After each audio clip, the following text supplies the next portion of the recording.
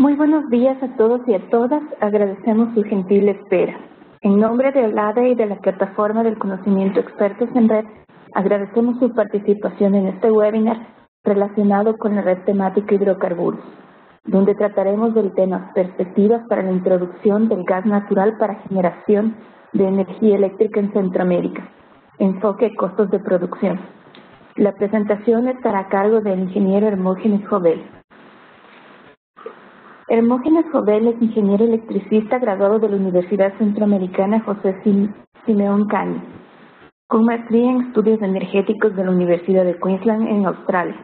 El ingeniero Jovel cuenta además con estudios especializados en energía sostenible e hidroelectricidad de la Universidad Tecnológica de Luleå en Suecia, y actualmente se desempeña como jefe de mantenimiento eléctrico para las represas de El Salvador administradas por la generadora pública Comisión Ejecutiva Hidroeléctrica del Río Lempasel.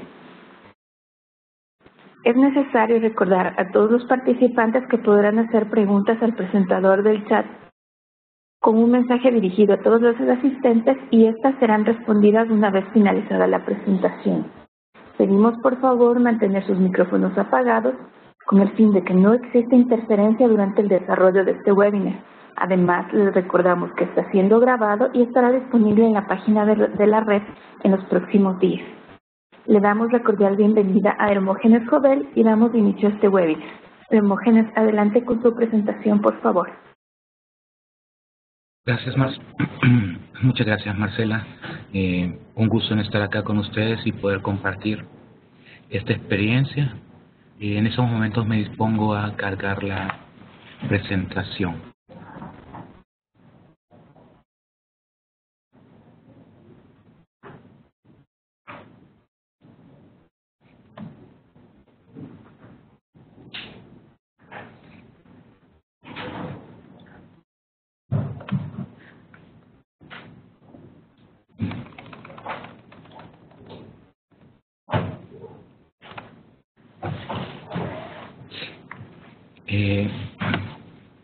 De acuerdo.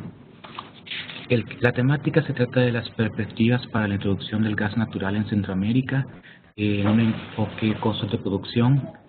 Tal vez mencionar de que esta investigación nació como una colaboración académica entre OLADE y la Universidad de Queensland, para la cual yo estaba realizando prácticamente un proyecto de 6 meses, ¿no? Y este involucró una comparación económica entre dos proyectos gasíferos para la región centroamericana, tomando como referencia El Salvador para los precios, y también se hicieron cálculos de emisiones de carbono y algunas recomendaciones regulatorias. Sin embargo, como es tan amplia la temática, en esta presentación hablaremos o nos enfocaremos solamente en los costos de producción.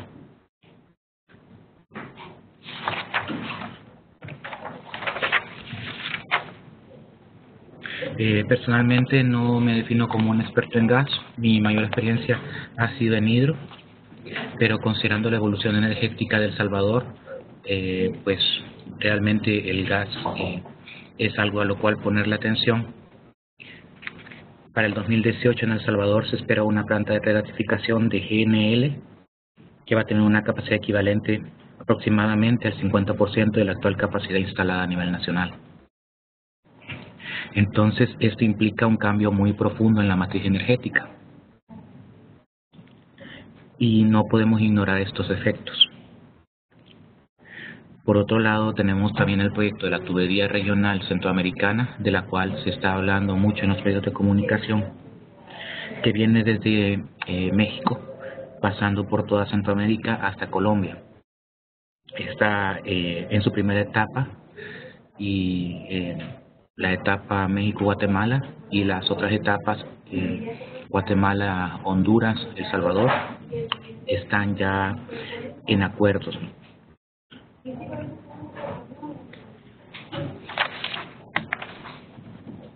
Entonces me gustaría tal vez comentar o comenzar con 3 frases acerca de las opiniones que tienen diferentes personas e instituciones acerca del gas a nivel mundial. Entonces, la primera frase es la era dorada del gas. Y me remito al año 2011, que coincide con el accidente de la planta nuclear de Fukushima.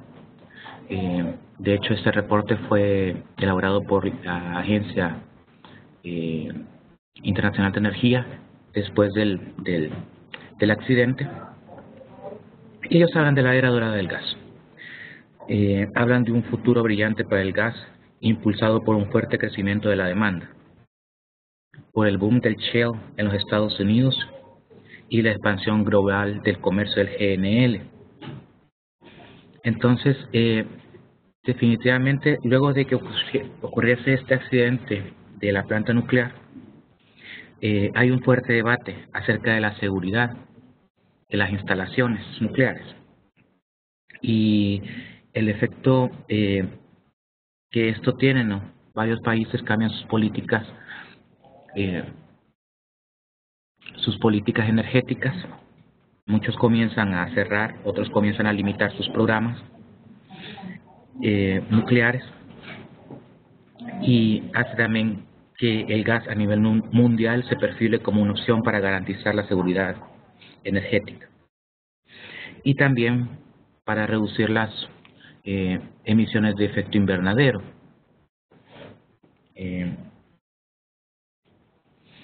Siempre y cuando se reemplacen las opciones a carbón y las opciones a base de derivados del petróleo con gas. Ese sería como el principal requisito para poder considerar que existe una reducción de emisiones. Y esto nos lleva a la siguiente frase introductoria que presté prácticamente de ese señor Janusz Bialek de la Universidad de Durham, que él primero comienza a reflexionar sobre la frase el menor de dos males. Entonces, al menor de dos males se refiere a la comparación entre los efectos medioambientales que tienen las plantas de gas ciclo combinado, que son muy eficientes, con respecto a aquellas que son plantas de carbón y que operan con mayores emisiones de gases de efecto invernadero hacia la atmósfera. Entonces,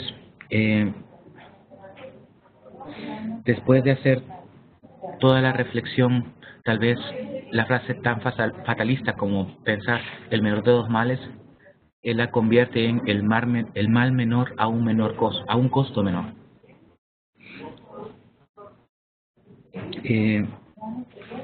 Y tal vez lo más cercano a la realidad sea esto, porque haciendo referencia a una menor tasa de emisiones de dióxido de carbono de las plantas de gas y considerando que las tecnologías de gas cada vez son más eficientes y envían a la atmósfera solo la tercera parte de las emisiones de las plantas de carbón, sí es un mal menor y es a menor costo, porque el precio promedio del gas natural y del GNL se ha visto dramáticamente reducido, sobre todo a partir del boom del shale gas. La tercera frase que tenemos, que es interesante, ¿verdad?, es la opinión del Panel Global de Cambio Climático, el IPCC de las Naciones Unidas, quien habla de que el gas natural será de utilidad en la transición a las energías renovables. Y a pesar de que las energías renovables están penetrando de forma acelerada, sobre todo la eólica, la solar térmica y la fotovoltaica, todavía existe una diferencia en los costos de implementación de esas tecnologías y en la cantidad de energía que se puede producir, que hacen que el gas sea una opción atractiva, mientras las tecnologías renovables se vuelven más asequibles. Entonces, después de comentar estas tres frases, resulta razonable que el gas sea una opción muy atractiva para muchos países para garantizar su seguridad energética y también para cubrir la creciente demanda. sin que necesariamente haya un incremento dramático de las emisiones de carbono. Esto mientras las energías renovables tienen una mayor penetración. Además, el gas tiene ciertos beneficios, o más bien proporciona ciertos servicios que las energías renovables en este momento no pueden proporcionar, sobre todo por la intermitencia. Si no se tiene viento, pues no hay energía eólica; si no se tiene sol, no se tiene energía solar. Mientras con el gas lo podemos almacenar y puede hacerse de una manera el suministro de energía relativamente constante. Además de que las plantas de gas pues reaccionan muy rápidamente también a las fallas del sistema eléctrico y son deseables en el despacho. Entonces, ahora que ya hablamos un poquito del entorno global, tal vez hablar ya más del caso de Centroamérica.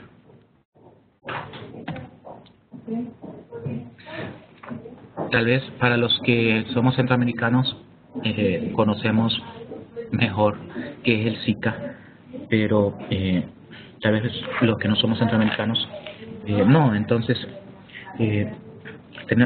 lo que sucede en Centroamérica es que nosotros pertenecemos a un marco institucional que se llama SICA, que es el Sistema de Integración Centroamericano, mediante el cual se toman decisiones coordinadas en materia política y económica, y esto incluye también el sector energético, a nivel de grandes decisiones.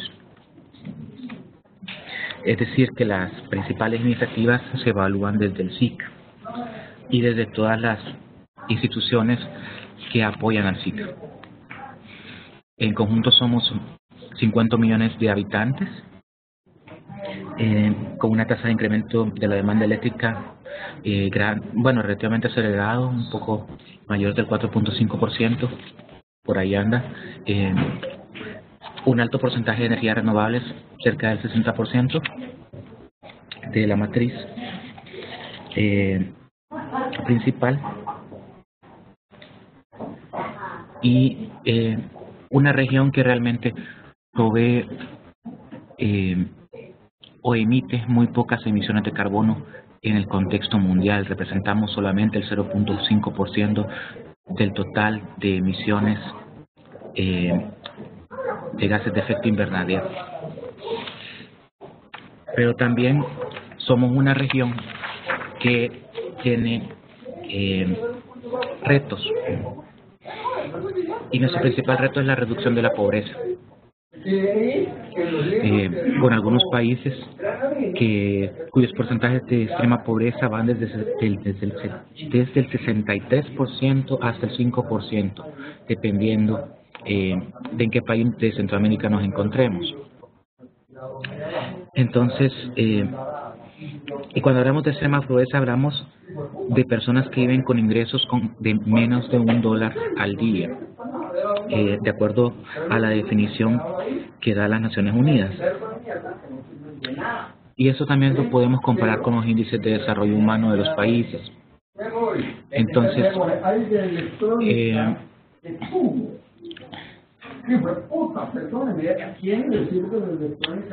no se puede negar tampoco la relación que existe entre la energía y la posibilidad de reducir la pobreza. Existe una relación directa. Los países que tienen acceso a fuentes seguras y abundantes de energía, pues tienen menos o menores niveles de pobreza. Esto es más para despertar un poco el interés de por qué pensar en una estrategia diferente a nivel energético. También reconocer que Centroamérica es una región con recursos limitados. Nosotros no poseemos gas. En dado caso, lo que va a suceder, vamos a comenzar a utilizar gas natural, pero todo este gas va a ser importado. Entonces, si lo vamos a hacer y nos vamos a embarcar en esta nueva aventura, hay que hacerlo de la mejor manera, y hay que hacerlo de una manera que tengamos toda la información posible y podamos tomar una decisión informada y equilibrada. También hay que reconocer que Centroamérica tiene una vulnerabilidad al cambio climático. Ha sido una de las regiones más expuestas del planeta, sobre todo por eventos climatológicos extremos. Aquí estoy mostrando el pastel de las energías primarias, bueno, el pastel de energía primaria y secundaria de Centroamérica. Podemos ver el naranja es producción de caña, el celeste es leña, el morado es hidroenergía y geotermia.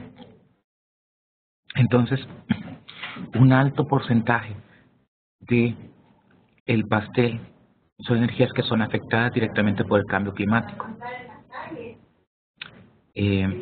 Nada menos hace poco acá en El Salvador hemos tenido una sequía, lo cual nos ha hecho dudar de que los embalses hidroeléctricos se vayan a llenar completamente. Nosotros solemos llenar los embalses y administrarlos de una manera anual. Hay ciertos embalses que lo hacemos de esa manera. Entonces, almacenamos agua en invierno y luego la utilizamos de una forma racional durante el resto del año. Entonces, cuando hay una sequía, eso tiene efectos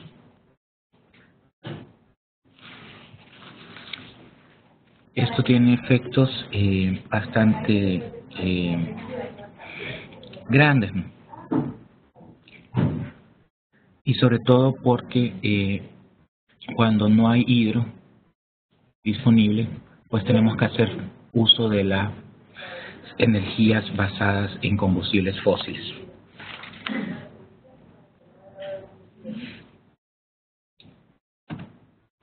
Ya viendo las matrices eléctricas, podemos ver que en la producción de electricidad los diferentes países de Centroamérica tienen una gran participación de la energía térmica. Entonces eso nos da una idea de la dependencia que tienen los países de los precios internacionales del petróleo. Y esta es una razón muy importante por la cual resulta razonable pensar en el gas, que es un recurso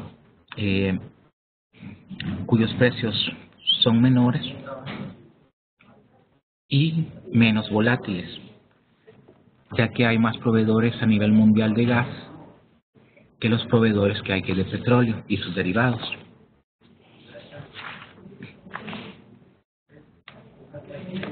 Entonces, por todas estas razones, Centroamérica históricamente ha tenido una dependencia del petróleo y posee uno de los costos más altos de la producción de electricidad. Tenemos, como ven, una matriz que en buen porcentaje es energía renovable, pero también en buen porcentaje es térmica. Solo como dato ilustrativo, ¿verdad? El gasto en las importaciones de petróleo de Centroamérica en el año 2000 fue de 3 billones de dólares. En el año 2011 fue de 13 billones. Es decir, que en 10 años el gasto centroamericano de petróleo se ha incrementado 4 veces. Entonces, hay que pensar, ¿por qué gas? Entonces, aquí están las razones por las cuales considerar gas natural para Centroamérica. Primero, es su abundancia, menores efectos ambientales, un menor costo y para garantizar una seguridad energética y cubrir la demanda. Con respecto a la abundancia, he tomado este gráfico prestado de la Agencia Internacional de Energía, donde hace una comparación de los combustibles fósiles, el carbón, el gas natural y el crudo.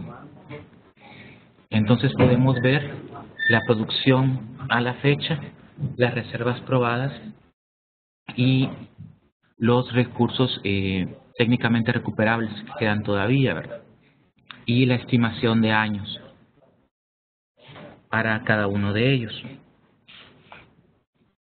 Entonces podemos ver que el gas tiene una abundancia superior que el crudo. El gas podría durar hasta 263 años si a nivel mundial iniciamos su consumo de manera racional. El carbón, a pesar de que es muy abundante, todos sabemos de que sus emisiones son muy grandes comparadas con el gas. Pueden ser hasta las emisiones que se tienen por producción de energía eléctrica a base de carbón pueden ser hasta 3 veces las emisiones de una planta a gas natural, ciclo combinado más eficiente.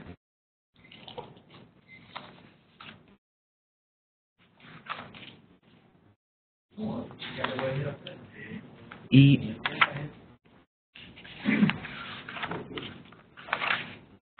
ahora tal vez comentar un poco el menor costo. Aquí hay una gráfica que muestra el histórico de las tendencias y que muestra el histórico de precios del LNG, del gas indexado al Henry Hub y del crudo en los países de la OECD. Entonces, primero vemos de que el precio del crudo pues se ve muy influenciado por la geopolítica. Irak invade Kuwait, se eleva el precio del crudo, crisis económica en Asia, se eleva el precio, comienza la invasión de Irak y la consecuente guerra del Golfo Pérsico, y tenemos un incremento acelerado del precio. Pero hay un punto interesante, que, bueno, de hecho hay dos. El primero ocurre en el año 2005, donde aparentemente el gas, que es el morado, iba siguiendo al crudo, que es el negro. Más o menos la misma tendencia, ¿no? Pero en ese año, en el 2005, los precios del gas y del crudo pierden correlación. ¿Y a qué se debe esto? A que Estados Unidos declara que tiene grandes reservas de gas no convencional, y también a que la extracción de este gas se vuelve técnicamente posible. Estamos hablando más que todo del shale. Y luego, en el año 2008, Estados Unidos vuelve a hacer una evaluación de sus reservas y declara que tiene aún 35% más de las reservas que había pensado. Entonces, el precio del gas, la línea morada, ¿verdad?, va bajando, y al mismo tiempo genera que el precio del crudo baje también.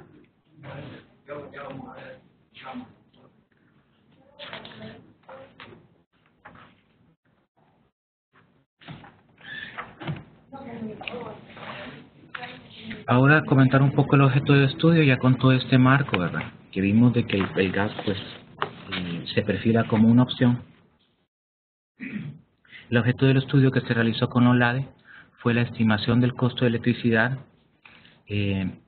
aproximado, ¿verdad?, porque todo estudio considera ciertas asunciones y tomando como punto de referencia El Salvador para el consumo. Entonces esto se hizo por el método de los costos nivelados de energía para dos proyectos. El proyecto de regasificación, una planta regasificadora en el puerto de Acajutla y estación de producción de energía con una potencia de 378 megawatts. Y el segundo escenario es la consideración de que se construya la tubería de transmisión de gas México, Centroamérica, Colombia, que se importe gas y que luego se se construya una planta cuya potencia sea equivalente a la de la planta GNL del escenario 1, para que ambas opciones puedan ser técnicamente comparables.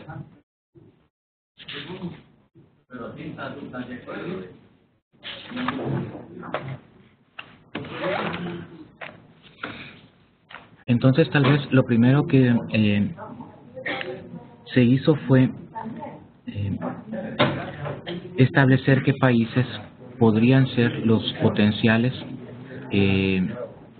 suministrantes de gas para Centroamérica, ya que Centroamérica pues no posee gas, apenas Guatemala posee unas pocas reservas, pero que no están desarrolladas. Entonces, al hacer la razón entre las reservas de gas y la producción de gas de los países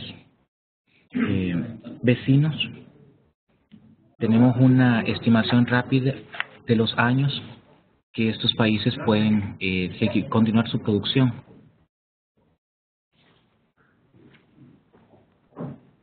Podemos ver, por ejemplo, Perú, que tiene altas reservas de producción y sus exportaciones de GNL con destino a México se están realizando. Entonces, con 33 años. Venezuela, 197 años de disponibilidad de gas, pero también considerar que el negocio de Venezuela pues ha sido históricamente el petróleo y no tiene completamente desarrollado su sector de gas. De hecho, Venezuela compra gas de Perú. Entonces, de todas las opciones que vemos acá, Perú tal vez se perfila como la mejor opción a largo plazo para Centroamérica como principal proveedor de gas. Y es por esa razón que se escogió Perú como el precio de referencia para el estudio de la planta de LNG.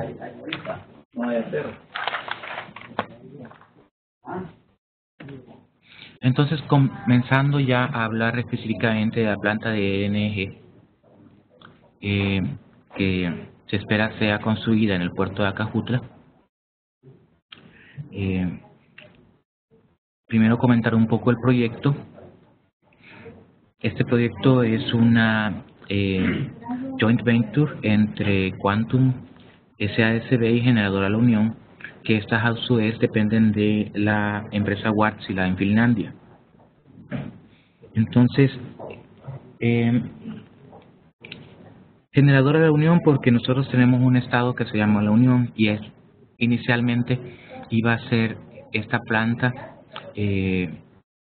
una planta carbón y iba a ser puesta en ese estado, pero hubo un fuerte debate a nivel nacional acerca de las emisiones que podía generar esa planta.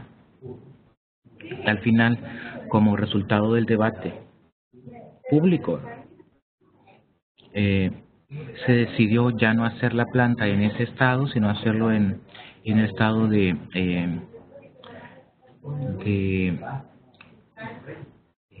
Ahuachapán, en el puerto de Acajutla, y hacerla a gas, ya no a carbón.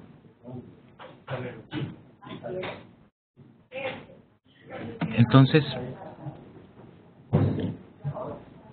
de acuerdo a los beneficios que podríamos esperar de esta planta a gas, o con lo que El Salvador esperan, tenemos aquí una comparación de la matriz de El Salvador en el año 2012 y tenemos la matriz energética que espera El Salvador en el 2018. Una es la primera es la de arriba, más bien, es la matriz que tenemos, y la de abajo es la matriz que esperamos. Entonces podemos ver cambios muy profundos. El primero es que si vemos el sector azul, esperamos una reducción del 40% de la participación del petróleo en la generación de energía hasta un 15%. Entonces estamos hablando de que vamos a reducir en un 30% la parte del pastel correspondiente al petróleo y la vamos a reemplazar prácticamente con gas mediante este proyecto único, que es la planta de GNL de Acajutla. Y tenemos la entrada de pequeñas plantas eólicas y solares. Entonces, prácticamente la apuesta que se ha planteado el país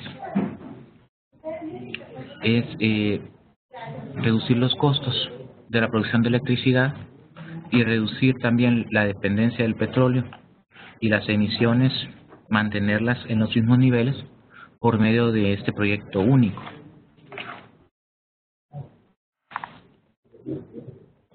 Viendo los números, el tipo de proyecto pues es una planta GNL con una de regasificación, que sería la primera en su clase en Centroamérica, con una estación eléctrica a gas ciclo combinado, ubicada en el puerto de Acajutla, 378 megawatts y una inversión estimada de $1 billón, que se espera esté completa para el año 2018. Y este proyecto ya está aprobado. Y mediante licitación se estableció un precio de referencia de aproximadamente $120 por megawatt hora.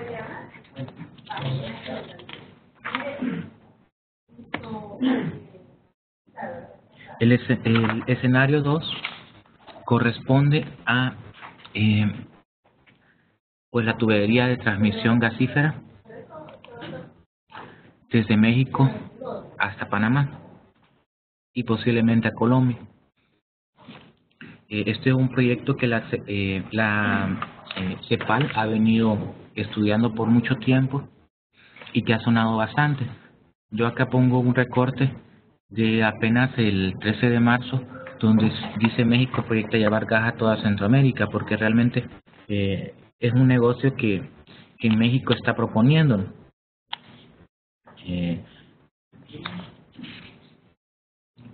Cuando México reforma su sector eléctrico, pues las actividades de exploración, producción y procesamiento, el upstream, que era tradicionalmente administrado por el Estado exclusivamente, pues ahora puede hacerse de forma tanto pública como privada, o una combinación de ellas. Entonces esto da opciones a México, bueno, no solo en la parte de gas, sino también en la parte petrolera, de que Pemex se asocie con con otras empresas internacionales para la exploración del petróleo en aguas profundas, pero también para poder explotar sus recursos no convencionales y aprender cómo hacerlo de la experiencia internacional. Entonces, México tiene, a partir de esta reforma, varias oportunidades. También es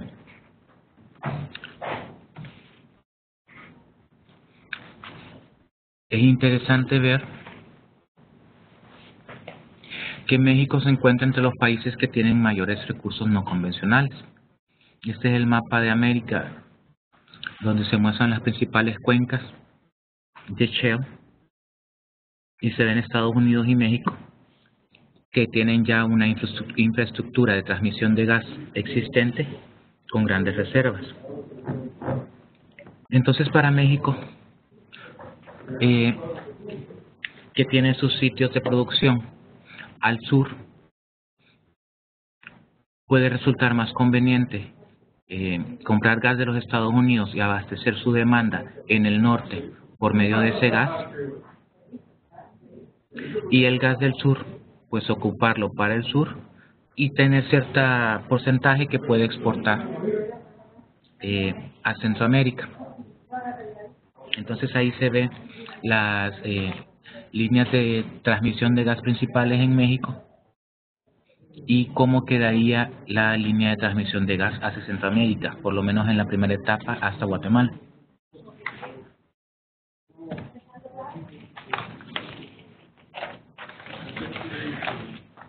Entonces, el segundo proyecto. El tipo de proyecto, una tubería de transmisión de gas de acuerdo multilateral, localización desde México a través de Centroamérica hasta Colombia, con una capacidad que se ha asumido igual al escenario 1 para poder ser comparables, una inversión estimada de 1.5 billones de dólares, todo el proyecto. Y en su primera etapa, 600 kilómetros de México a Guatemala. Una fecha de inicio de operaciones de la primera etapa estimada en 2018. Otras etapas en aprobación y un precio que podría esperarse de 8.10 dólares por millón de BTU para Guatemala. Los siguientes, los países que están más alejados del sitio de producción del gas, pues tendrán tarifas un poquito más altas.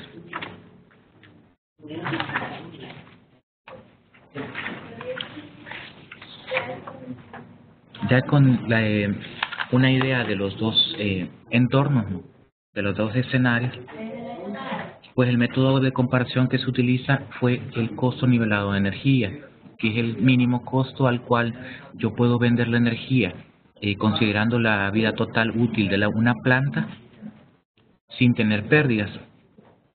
Entonces, tal vez enfatizar un poco que el costo calculado es el mínimo costo. No es el costo final que tendrá la energía, sino que es una forma de comparar diferentes tecnologías y de manera de que las personas que toman decisiones en las instituciones puedan tener un punto de referencia. Entonces, este es un análisis técnico-económico, técnico ingenieril, técnico-económico, se puede decir, donde se toman en cuenta los costos de capital, los costos de operación, tanto fijos como variables de mantenimiento, el costo de combustible y una tasa de descuento principalmente a través de los años. Y aquí está una tabla donde se muestran las principales variables que se tomaron en cuenta para cada escenario. Variables técnicas, ingenieriles, como les mencionaba, capacidad de la planta, el factor de capacidad, la eficiencia térmica, las emisiones de GHG de la planta, aunque sabemos que Centroamérica no tiene un régimen fiscal para las emisiones de gases de efecto invernadero, pues de cualquier manera se tuvieron en cuenta en la hoja de cálculo. Los años de vida económica de las instalaciones también, y luego variables más económicas, el costo de capital, los costos variables de operación, los costos fijos de mantenimiento, la tasa económica de compresión del gas natural licuado y el costo ponderado de capital, que depende mucho de la empresa que ejecute cada proyecto, porque esto más que todo, el costo medio ponderado de capital habla de la solvencia económica de la empresa. Entonces, para el primer caso, que es el del GNL, se tomó el costo promedio, el costo ponderado de capital de Wärtsilä Finland, que es la empresa más sólida de ese joint venture, mientras que para el segundo se tomó el de Pemex. Al final de realizar el proceso de cálculo que se hizo para 20, 30 y 40 años, tenemos los resultados y podemos ver de que definitivamente, bueno, esos resultados están expresados en dólares por megawatt hora, y la tubería regional centroamericana pues es la que presenta los precios más bajos, de acuerdo a lo estimado.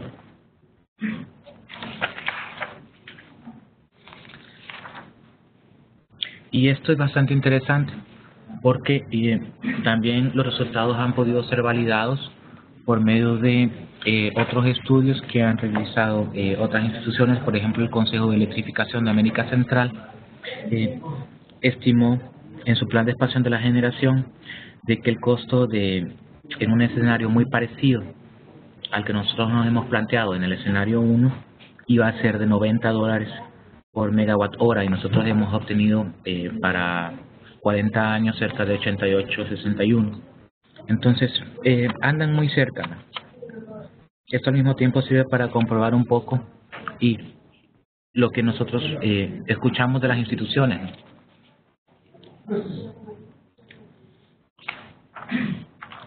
Entonces, ¿qué conclusiones podemos sacar a partir de todo esto? Primero, que la opción que minimiza más el costo de, electricidad, pues es la tubería regional México, Centroamérica, Colombia.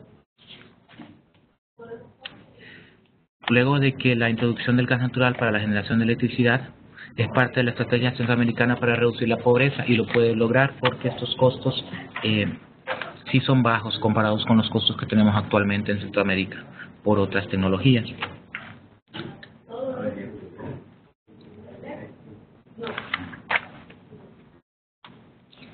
Luego se argumentó que existen diversos países que pueden ser potenciales proveedores de gas natural para Centroamérica y con una mayor diversidad de países comparados con los países proveedores de petróleo.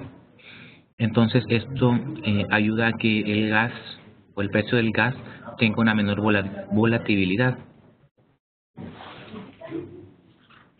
Entonces sí resulta razonable que mediante la implementación de proyectos a gas, los países centroamericanos reduzcan su actual dependencia del petróleo, y no solo hablando de la introducción de gas para la generación de energía eléctrica, sino también de las oportunidades que se abren, como la conversión de las actuales plantas que trabajan a derivados del petróleo se conviertan a plantas a gas, y también la opción de que en un futuro el transporte público y vehicular en cierta proporción pueda convertirse a gas. Entonces creo que ya con esto iría concluyendo la parte que yo tenía también en aras del tiempo. Marcela, tú me dirás cómo continuamos con la ponencia. Muchas gracias, Hermógenes. Vamos a seguir con las preguntas por parte de las personas asistentes. Por favor, les pedimos que las hagan a través del chat con un mensaje dirigido a todos.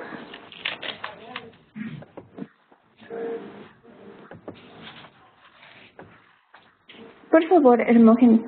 ¿El SICA tiene, en el contexto energético, tiene una regulación supranacional o cómo se maneja con respecto a este tema? El SICA tiene el Consejo de Electrificación de América Central. Entonces ellos hacen estudios y de hecho han hecho un estudio muy similar de costos nivelados de energía para ciertas tecnologías. De hecho, en algún momento se compararon los resultados de este estudio con respecto al de ellos y los resultados son muy similares.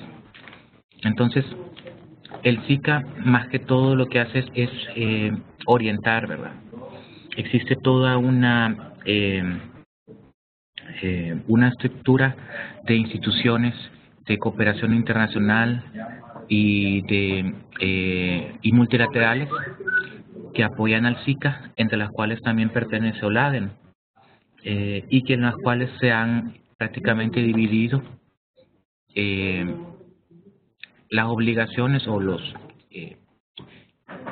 las tareas más bien, o las tareas de manera de que Centroamérica pueda cumplir sus objetivos energéticos, de los cuales no hablamos ahora, pero más o menos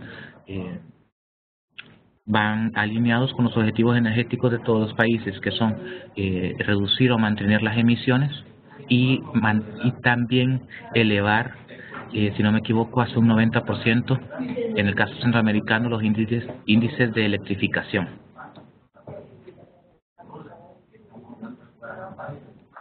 Muchas gracias, Hermógenes. Tenemos una pregunta de Wilfredo Flores. ¿Cómo afecta la penetración de gas el desarrollo de los biocombustibles en Centroamérica? Bueno, fíjate de que con esto del parque de biocombustibles, para serte muy sincero, no he profundizado, pero sí lo que te puedo decir es de que generalmente en los países lo que han hecho, o la gran mayoría de los países, comienzan con la introducción de gas para generación de energía, o al menos lo que yo he visto, ¿no? Y luego convierten el transporte público, hablamos de buses y taxis, ¿no?, a gas natural. Ahora, con los biocombustibles, tal vez si requieren un poquito más de inversión a este momento, pueden compararse por el método de LCOE también con las opciones a gas, pero por lo que yo sé, tienen LCOE más grandes y necesitan a veces subsidios de parte del Estado, ¿verdad? Entonces, como mencionaba tal vez en un principio, el gas, a pesar de que tiene mayores emisiones, eh, lo veo, y creo que muchas personas lo vemos así, como una opción de transición hacia las energías renovables. Y en ningún momento se opone al desarrollo de biocombustibles o al desarrollo de energía solar o de viento, sino que es una opción para cubrir la demanda mientras otras se vuelven más asequibles.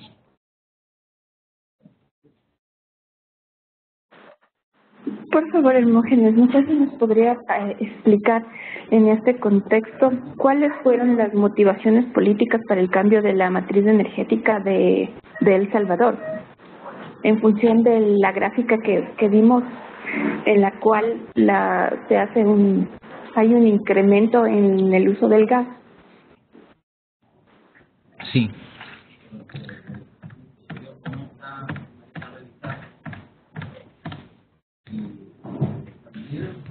Sí. Más que todo, esta introducción del gas responde a a dos razones. Primero, la dependencia que tenemos del petróleo. Vemos El Salvador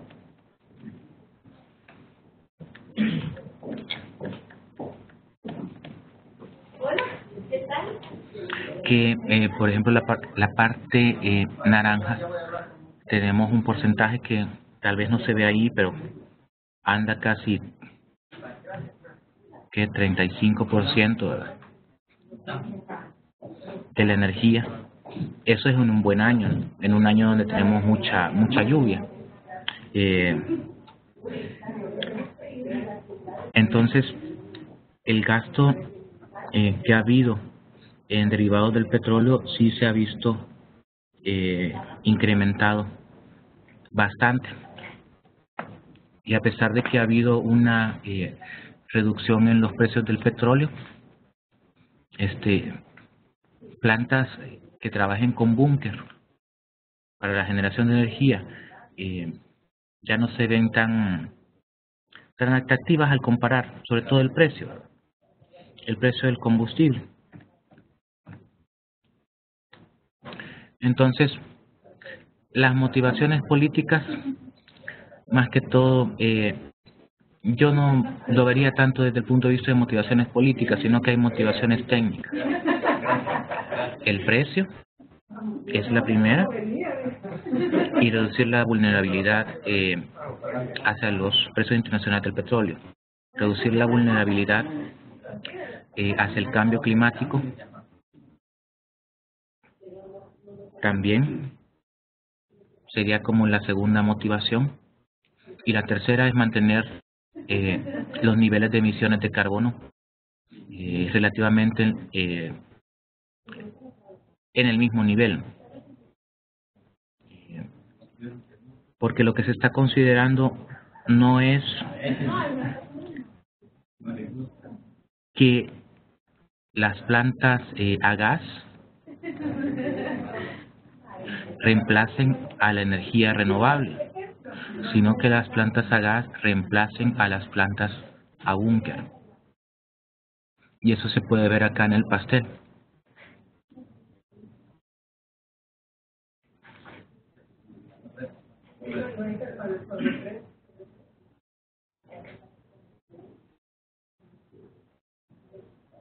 Hola.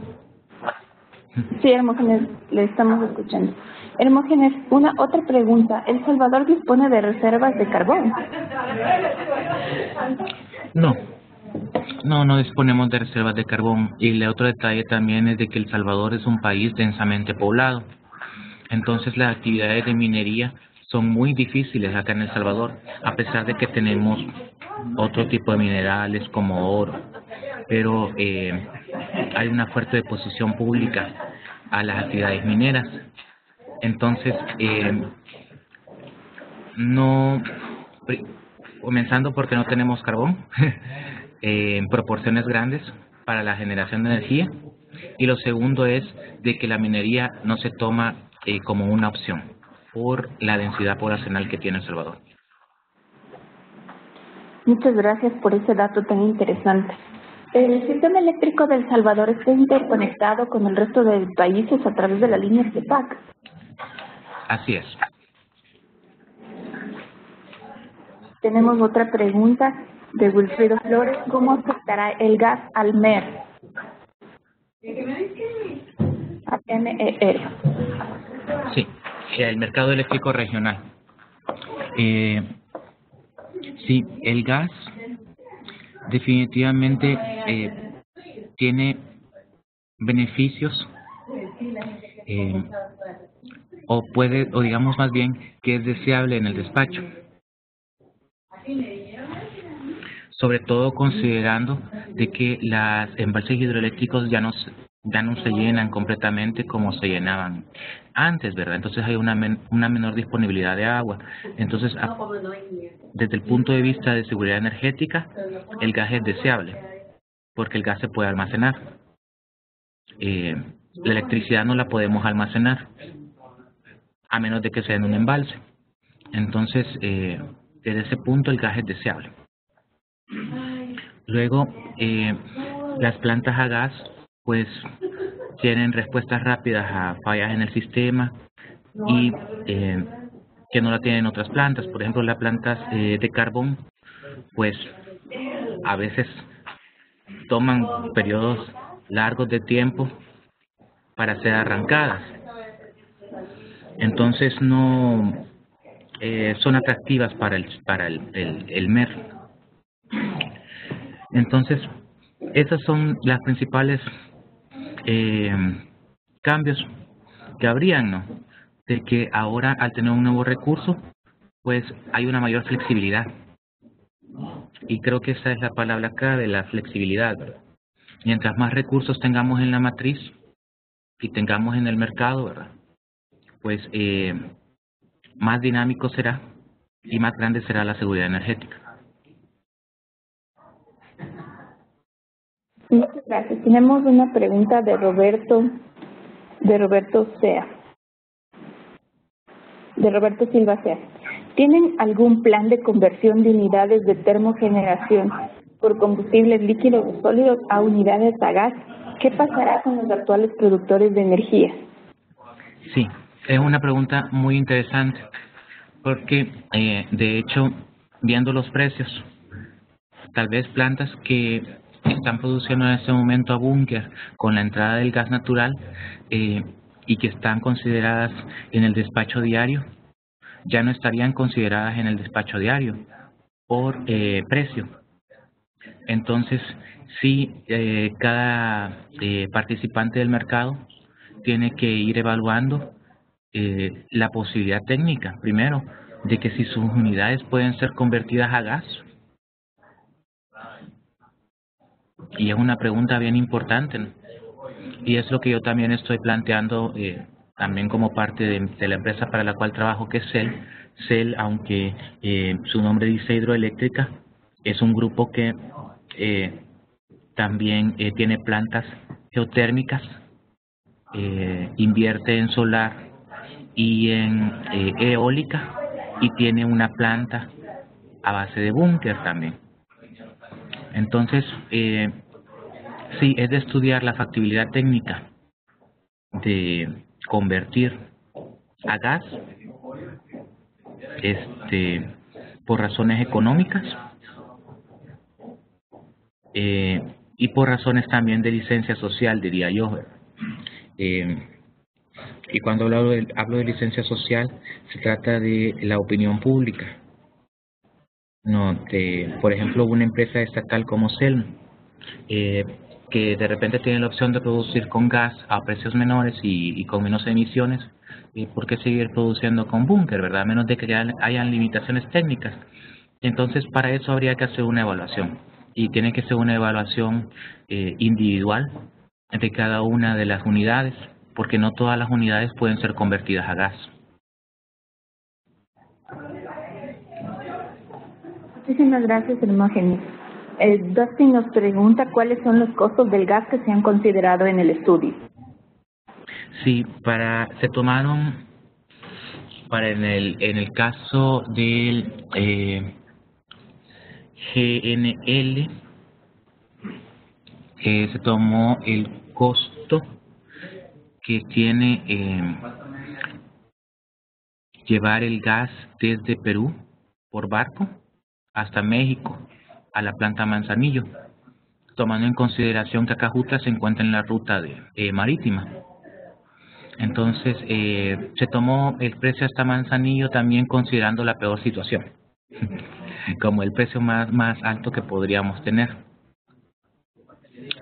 Y en el caso del otro proyecto, que es la tubería centroamericana, se tomó una proporción o se hizo una estimación en base al precio que pactó México con Guatemala, tomando en cuenta la distancia adicional que tendría la línea de transmisión de gas hasta El Salvador. Muchas gracias, Hermógenes. Creo que podríamos dar por terminado el webinar del día de hoy si no existen más preguntas de los asistentes.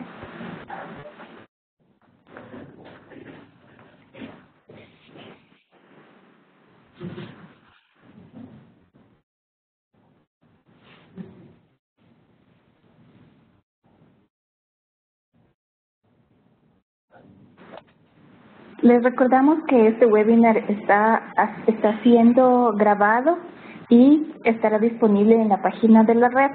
La presentación también puede ser compartida y está igualmente en la pestaña respectiva del webinar.